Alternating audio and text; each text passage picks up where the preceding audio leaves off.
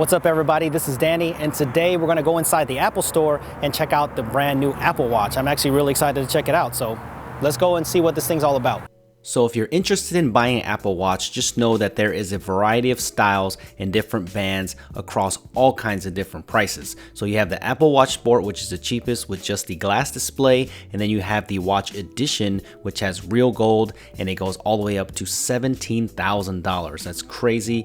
And then there is the Apple Watch, which is probably the one that you will want with the sapphire display. There were demo units in store for you to check out the interface of the Apple Watch, and then you can make an appointment so you can try on different bands and different watches to see which one fits you best. If you didn't know, there are two different sizes of the Apple Watch, and the one on the right is the 38mm version, which you're seeing on my wrist right now in the Sport version. And let me tell you, this thing is really small when you see it in person. I didn't think it was going to be this small, but for ladies, I think with small wrists, this will work out perfectly for you, but for males, I don't think this is going to work at all.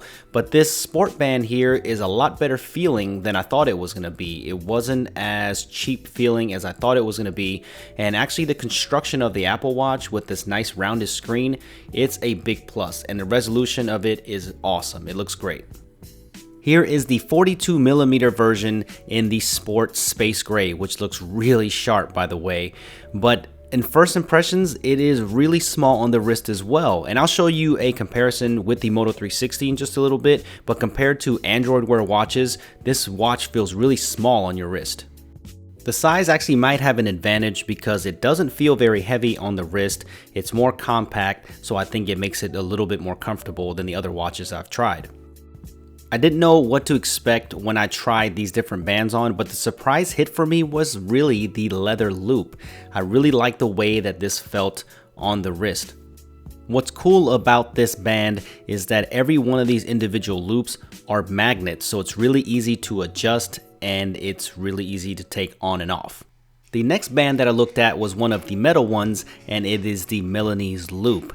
Now this is a very interesting watch band to say the least. There is a strong magnet on the very end of the band that holds it together, and in between is this slinky metal material that feels kind of weird. I'm not quite sure how I feel about it quite yet, but what's good about it is that the magnet on the end is very strong, so it's not going to fall off, and it feels very comfortable on the wrist.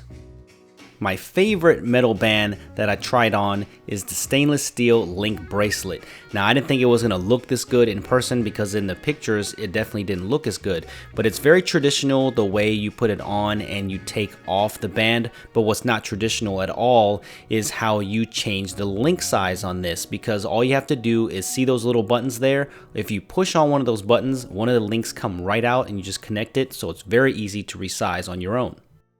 The silver metal watches look great with the silver links, but there was one combo that absolutely blew me away, and that was the space black case with space black stainless steel link band. Wow, it was incredible looking in person. As I promised earlier, here is a quick comparison to the Moto 360. You can really see how different these two watches are. Of course, the Moto 360 is a circular watch, and the Apple Watch is more of a traditional square. The Apple Watch is definitely lighter and the screen is much nicer, but I will have a full comparison of these two smartwatches very soon on my channel, so make sure you stay tuned for that. And look at how thick the Moto 360 is in comparison to the Apple Watch. So what about this display? I know a lot of people are probably wondering how good it is, but on first impression, when I first turned it on, I was pretty blown away by the screen. It's really sharp, it's got nice contrast, nice punchy colors, and it's nice and bright as well. So I think I'm gonna have to say that this is probably the best smartwatch display that I've seen so far. So let's go ahead and take a quick hardware tour of the new Apple Watch. On the right hand side, there is a big pronounced dial and button, and that is called the digital crown, and that is what you're going to use to zoom in and navigate through the interface of the Apple Watch. The scrolling is very smooth by the way, and if you push on that crown, it's a button and it'll take you back to the home screen. There's a button below the crown which is used for a quick launch button. If you tap it twice, it will take you straight into Apple Pay, and if you just tap on it once, it will take you to your favorite contacts. On the opposite side, there is a microphone and a speaker, so you can take phone calls on this watch. On the top and bottom, there's absolutely nothing, just where the bands slot into the watch. Switching to another band is extremely simple. Just push that button down right there and it just comes right out of there. So just change to your favorite band and just slip it right back in. If you push it a little too hard though, it will come out of the other side. So just make sure you put it down right there in the middle and it'll click right in. So changing it's really easy. The problem is the bands are really expensive. So I hope that third-party bands will be coming very soon. On the back of the watch, you will find all of your information, what kind of watch you have, the serial number, and all of that. And then you also see the heart rate sensor and your Taptic engine, which vibrates very slightly. It actually feels kind of cool. As the interface goes, I think it's going to have a little bit of a learning curve. It took me a little while to get used to it. You have to go to the watch face to swipe down to get to your notifications. So you can't do that from the app screen, but it's kind of cool. You just swipe to the left and you can dismiss your notifications and your messages, or you can just reply to them right then and there. You can do that with voice and it's really easy to do actually. It worked pretty good in the store and it was really loud in the store and it had no problem picking up what I was saying and it was pretty accurate too. Once it's done dictating, just hit done, and then it gives you an option to send it as a audio text, which is really nice. Now here's, you can hit the smiley face or emojis and get into the weird part of the Apple Watch where you have these funky emoji faces and you have your heart, broken heart, and then you have these creepy looking hands with these different gestures. This is kind of out of place for me and I don't know if people are actually going to use this or not. I don't think I will, and this is where you can send people heartbeats and then you can send them little doodles and gestures and pictures and stuff like that. So I guess we'll see if people actually use this once more people have the Apple Watch on their wrists. Swiping up from your clock face will take you into glances, the information that you use the most, like your quick settings and your exercise information and your heart rate sensor, so you can see how fast this works as well. The Apple Watch has another way that you can interact with the interface, and that's called Force Touch. If you push on the screen hard enough, it will activate a part of the interface. So when you do this to the clock face, it will give you a chance to customize it.